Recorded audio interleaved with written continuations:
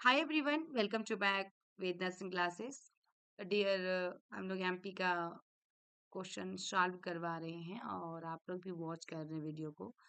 तो आप लोग पेपर को अच्छे से देखिए क्योंकि 2026 में आपको एग्जाम देना है और एमएससी नर्सिंग वालों के लिए भी पेपर है मेरे पास। एमएससी का भी पेपर सॉल्व करवा देंगे इसका एंड होते ही। और आप लोग एमएससी का और पोस्ट बीएससी का क्लासेस स्टार्ट हो चुका है, तो क्लासेस में जल्द से जल्द ज्वाइन कर लीजिए। डेली बेसिस पे एक ना दो कॉल आते हैं और ज्वाइन कर रहे हैं बच्चे लोग, तो आप लोग भी कर लीजिए। टाइम वेस्ट मत कीजिए, कोई मतलब नहीं बनता है। यदि गवर्नमेंट कॉलेज चाहिए आपको तो अभी से तैयारी करना पड़ेगा, लगना पड़ेगा, तभी हो पाता है ये।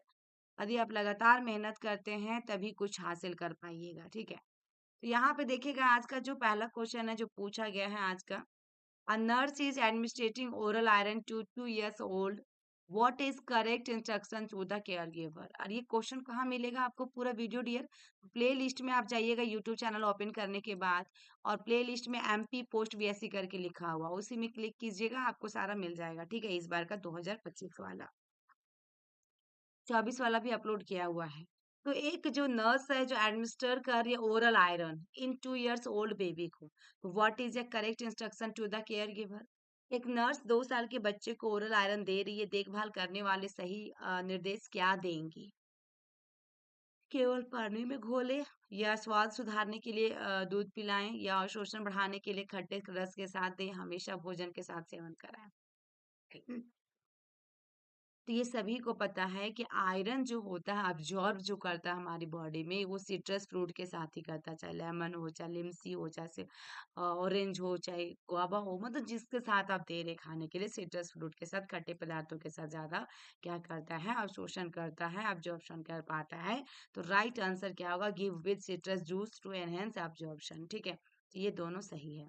Next question, distension and rupture of the alveoli due to the loss of elasticity of the lung tissue with resultant air trapping called as। फेफड़े के ऊतकों की लोच की हानि के कारण वायु कोशों का फैलाव और टूटना, जिसके परिणाम स्वरूप वायु फंस जाती हैं, उसे हम क्या कहते हैं? वायु क्या हो रहा है? फंस जा रही है, एयर ट्रैपिंग हो जा रहा है, इसे हम क्या कहेंगे? That is called, option A में एम्फाइसीमा, हेटेराइटिस, या परफ्यूजन, या हर्निनेशंस, या हर्निएशंस। तो डियर, राइट आंसर इसमें जो आपका इनके द्वारा दिया गया एम्फाइसीमा, और यहाँ भी एम्फाइसीमा है, यानी कि दोनों का आंसर सही है। वेरी गुड, तो बहुत अच्छा है। तो इनका भी सिलेक्शन तो होना है डियर, क्योंकि अभी देखिए आप लोग का काउंसलिंग वगैरह कुछ स्टार्ट नहीं किया, अभी इसी मंथ में सब कुछ करेगा। सितंबर मंथ में सब कुछ करने के ज्यादा चांसेस है, तो इस महीना में हो जाएगा आप लोग का, इस मंथ में आप लोग का हो जाएगा, ठीक है। उसके बाद देखिएगा नेक्स्ट, यहाँ पे राइट आंसर इन्होंने दिया, और नेक्स्ट क्वेश्चन है, in the assessment the following is the most appropriate technique for assessing tactile fremitus. मूल्यांकन में टेक्टाइल फ्रेमिटस यानी स्पर्शनीय फ्रेमिटस का आकलन करने के लिए निम्नलिखित तकनीक सबसे उपयुक्त है। निम्नलिखित तकनीक सबसे उपयुक्त हैं, तो देखिएगा, स्कल्टेशंस, या पाल्पेशंस, या परक्यूशंस, या इंस्पेक्शंस। तो आंसर गिवन बाय कैंडिडेट, यहाँ पे पाल्पेशन दिया गया है और राइट आंसर पाल्पेशन ही होगा। ओके, नेक्स्ट क्वेश्चन देखिएगा डियर, क्या है आपका? बुप्रेनो नोरफिन, है ना, बुप्रेनोरफिन 1.2 से लेकर 4 mg यूज टू ट्रीट। तो ब्यूप्रेनोरफिन 1.2 से 4 मिलीग्राम यहाँ पे दिया गया, उपयोग उपचार के लिए किया जाता है। किसके लिए किया जाता है?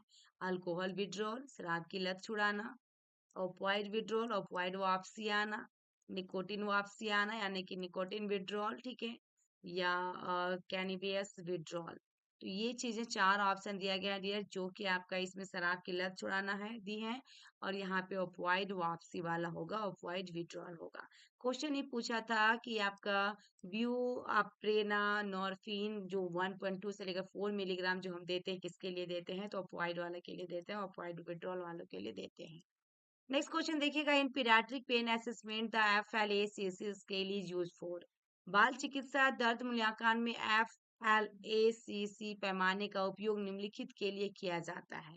निम्नलिखित के लिए किया जाता है, तो जो बच्चे दर्द को शब्दों में व्यक्त करने में असमर्थ हैं, या 7 से 10 वर्ष की आयु के बच्चे, या किशोर, या केवल नवजात शिशु। तो राइट आंसर ये देख लीजिएगा, स्टूडेंट के द्वारा दिया गया है, जो बच्चे दर्द को शब्दों में व्यक्त करने में असमर्थ हो, वही राइट आंसर होगा। दोनों का सही है बिल्कुल। Next, The unconscious response where the client associated the nurse with someone significant in their lives. वह अचेतन प्रतिक्रिया जिसमें क्लाइंट नर्स को अपने जीवन में किसी महत्वपूर्ण व्यक्ति के साथ जोड़ता है, वह आपका रेजिस्टेंस कहलाएगा, या बाउंड्री वायलेशंस कहलाएगा, काउंटर ट्रांसफेरेंस कहलाएगा, या ट्रांसफेरेंस होगा। तो यहाँ पे डियर काउंटर ट्रांसफेरेंस इनके द्वारा दिया गया है, लेकिन राइट आंसर आपका ट्रांसफेरेंस होगा ओनली। ठीक है, नेक्स्ट क्वेश्चन। अंडर ICD-10 देखिए साइकेट्रिक से क्वेश्चन है आपका। Under ICD-10 classification mental retardation fall under which category, under which category. Okay, तो यहाँ पे आपकी राइट आंसर क्या आ जाएगा, इसमें आपकी राइट आंसर क्या आ जाएगा, देखिए ICD-10 वर्गीकरण के अंतर्गत मानसिक मंदता किस श्रेणी में आता है, किस श्रेणी में आता है। तो देख लीजिए 0009 से होगा, 70 to 79 में होगा, 60 to 69 में होगा, 10 to 19 में होगा। तो ये क्वेश्चन भी बहुत बार पूछा है डियर आपका, जैसे स्टाफ नर्स में भी पूछा गया है, मैं याद कर रही थी कहाँ पूछा है। ठीक है, और आपका यहाँ भी पूछा गया है। ठीक है, तो राइट आंसर यहाँ पे क्या होगा आपका, राइट आंसर देख लीजिए, जो कि आपका राइट आंसर इन्होंने होना है, करेक्ट आंसर 70 से 79, और इन्होंने 10 to 19 दिया था। क्वेश्चन ही क्या पूछ रहा था कि ICD-10 जो क्लासिफिकेशन है और mental retardation fall under which category, यानी कि मानसिक मंदता किस श्रेणी में आती है, ये क्वेश्चन में पूछा गया है। ठीक है, ये क्वेश्चन में आपका पूछा गया है।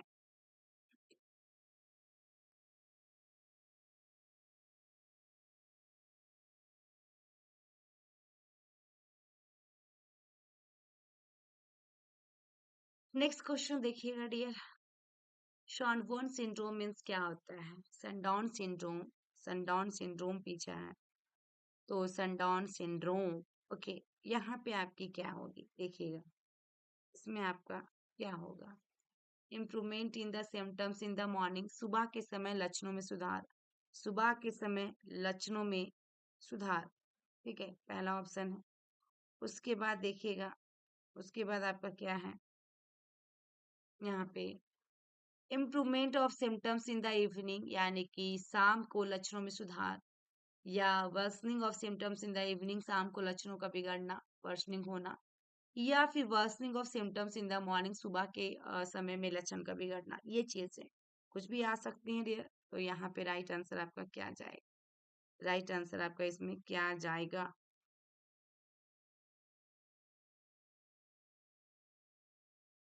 देखिए देखते हैं डियर, इसमें आंसर जो दिया गया शाम को लक्षणों का बिगड़ना और शाम को लक्षणों का बिगड़ना, यानी कि दोनों का आंसर सही है, यानी कि दोनों का आंसर आपका सही है। ठीक है, सही है, बिल्कुल सही है।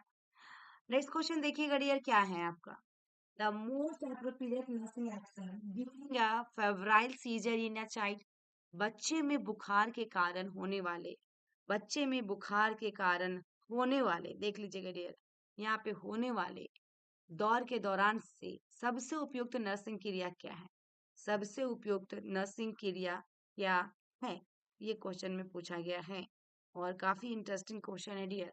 ऑप्शन ए में है जीभ काटने से रोकने के लिए जीभ में टंग ब्लेड डालें, यानी कि insert the tongue blade to prevent tongue biting, या place the child on flat और soft surface, turn head to the side. ठीक है ना, ये चीज किया गया है। और नेक्स्ट है आपका रिएस्टेन द चाइल्ड, रिएस्टेन द चाइल्ड, जो कि आपका प्रिवेंट इंजरी, और इमीडिएटली एडमिनिस्ट्रेटर एंटीबायोटिक, इनमें आपका इमीडिएटली एडमिनिस्टर एंटीबायोटिक। ठीक है, ये आपका यहाँ पे दिया गया है।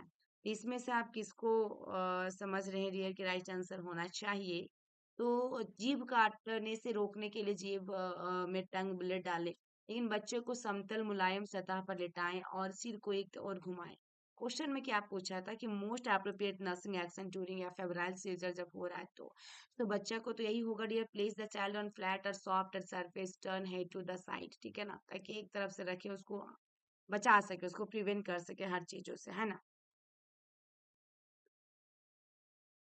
ठीक है, तो राइट आंसर डियर यहाँ पे आपने देख लिया फेब्राइल सीजर वाले का। नेक्स्ट और लास्ट क्वेश्चन है जो कि आपके लिए, देखिएगा यहाँ पे क्या पूछा है, in which type of clinical finding is most, देखिएगा most eye bonding space indicative of fluid volume deficit. किस प्रकार के नैदानिक निष्कर्ष में तरल मात्रा की कमी का सबसे अधिक संकेत मिलता है? सबसे अधिक संकेत मिलता है, ये चीज पूछा है डियर, ये पूछा है यहाँ पे। ठीक है, तो राइट आंसर इसमें क्या होगा आप लोग को देना है। ठीक है, बॉन्डिंग प्लस तेज नब्ज या जॉन्डिस या डिक्रीज स्किन टर्गर या डिस्टेंडेड नेक वेन। इसका आंसर आप दे सकते हैं 4 ऑप्शन में, कौन सा आंसर होगा इसमें, क्योंकि यहाँ पे क्वेश्चन जो पूछा किस प्रकार के नैदानिक निष्कर्ष में तरल मात्रा की कमी का सबसे अधिक संकेत होता है, तो 4 ऑप्शन है। राइट आंसर जरूर दें आप लोग। आई होप कि वीडियो अच्छी लगी हो तो लाइक करके शेयर कीजिएगा, और चैनल में फर्स्ट टाइम आए हैं तो सब्सक्राइब कर लीजिएगा डियर। ठीक है, और ज़्यादा से ज़्यादा शेयर जरूर करें, तभी आप लोग को भी मेरे तरफ से फुल सपोर्ट रहेगा। क्लासेस में ज्वाइन करने के लिए देखिए 8929987853 अभी ही धरातल पर उतरिए डियर आप लोग, और ज्वाइन कीजिए। यदि एक सीट लेना तो काफ़ी स्टूडेंट ऐसे होते हैं जो 2-3 बार एग्जाम दे चुके हैं और उनका सिलेक्शन अभी तक नहीं हो पाया है गवर्नमेंट में। तो आप आइए यहाँ पे, वीटू मैम से जुड़िए, वेद नर्सिंग क्लासेस से जुड़िए मेरे साथ, मेरा नाम ही वीटू मैम है। तो आप यहाँ पे आइए, जुड़िए और अपना क्लासेस को लीजिए और अपना एक सीट लीजिए। Thank you.